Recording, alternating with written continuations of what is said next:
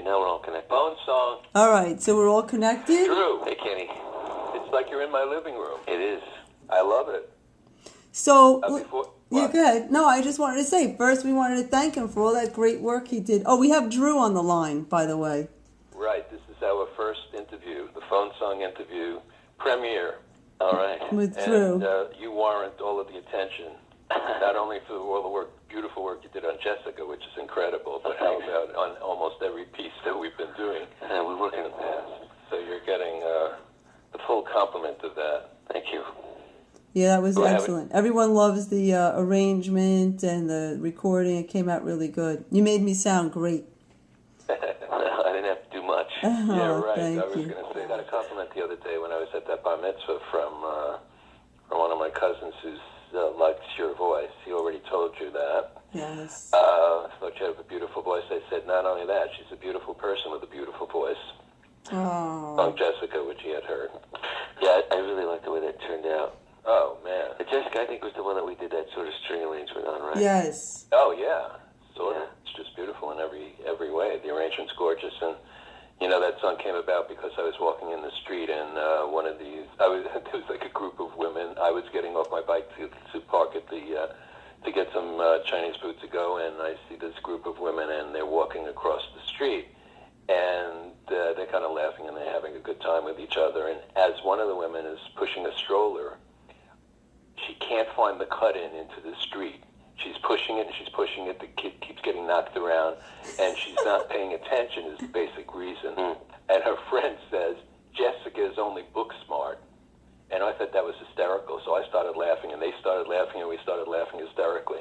Yeah. That's like the whole issue, basically, in the street, not necessarily because of book smarts, but the And you recognize it as a inattention. lyric right away. Yeah, right. That started the lyric, and that was how that came about from a real There's a incident. gig next Wednesday. That's November 2nd at the Bitter End.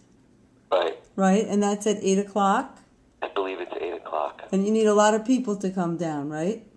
We need more people than ever. We need, You need crowd control, right? Yeah. I mean, all right. to be able to hire private security to hold everybody back. How about just a velvet string? Why not? The velvet tree, I know, because the velvet rope might be too big. Oh, You might no. block somebody. So, all right. What else? What can you tell us? What do you want to tell the world about your gig on Wednesday? It's full band. Including And, me. The set list is going to, it always showcases a little something different. So sometimes I'll do things that are off my album that are most of the songs off the album, and I want to explore those things a little bit. Or sometimes I want to look at some new songs, and I think this set list is going to look at mostly new songs and a few things from the record that I have some really interesting arrangements for. So All right. I try to tailor each show, make it its own story, and then figure out. Because everybody's a story, right? Everybody's a story, so you got to figure out how. And each song is like a living, entity. So, and they all have stories too, and a certain feeling that you want to get, or a certain feeling you want to evoke from the audience. So. All right. That sounds good. I think I'm going to show up and sing. How does that sound? That would be good. Yeah. I'll be like the background vocalist. Yeah. All right. And I don't know. What else, Kenny? What do you want to ask Drew? You haven't spoken to him in a long time. Well, are you going to be singing Shades of Grey? Does that fit that premise? Oh, you know what? I don't have it in this particular set. What is it that I'm trying to convey to my audience on this particular night? What is your story in this case? In this case, it's Help Me God, because there's no more record labels. No, it's, hang on, I'll tell you. Hey, that's a cliche. I know, right? It's the Hail Mary show. You mean you're still trying to be famous? Yeah. I'm No, asking that half seriously because no, What do you think? I don't think that Is that necessary for you in your it's life? not What? necessary. I think that if it comes out of things that you do, Mhm. it's because you really love what you do and you have such a passion for it that the world can't deny it. It's not a personal quest. I used to Right. think of it as a personal quest, but Right. it's not because just that alone, you could be famous for,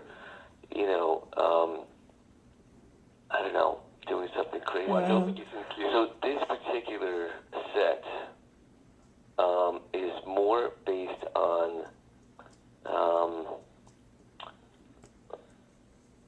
it's taking everything I've learned from my experiences and laying it in front of the audience. So that's the thread that's running through That's this going to be a whole long show.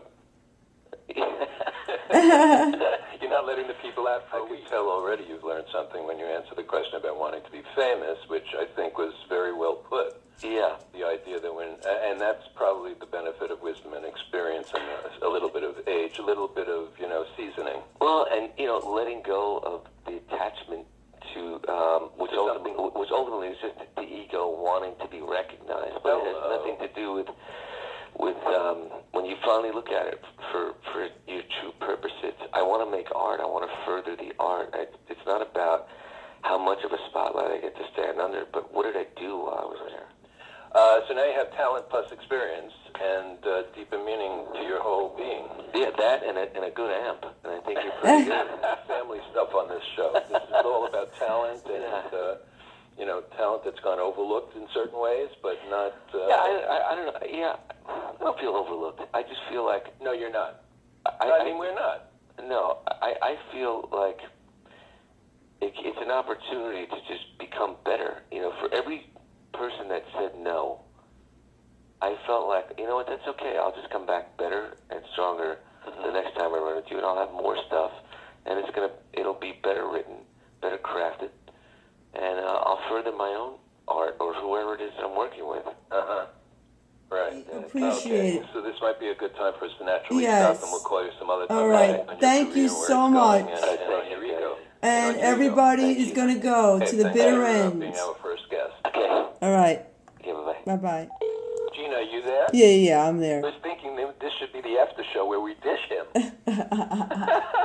There you go. What the hell was that all about? Dish Drew, because there's No, that was great. But would that be cute? It was great to have him on. I loved having a guest, and I just want to reiterate that he is going to be at the bitter end next Wednesday night, November 2nd at 8 o'clock p.m. Right. And you'll be there with him. I'll be there. I will be singing with him. We'll be doing some of his really great material. I think you're going to enjoy it. He's a wonderful songwriter. I second that. And that's it.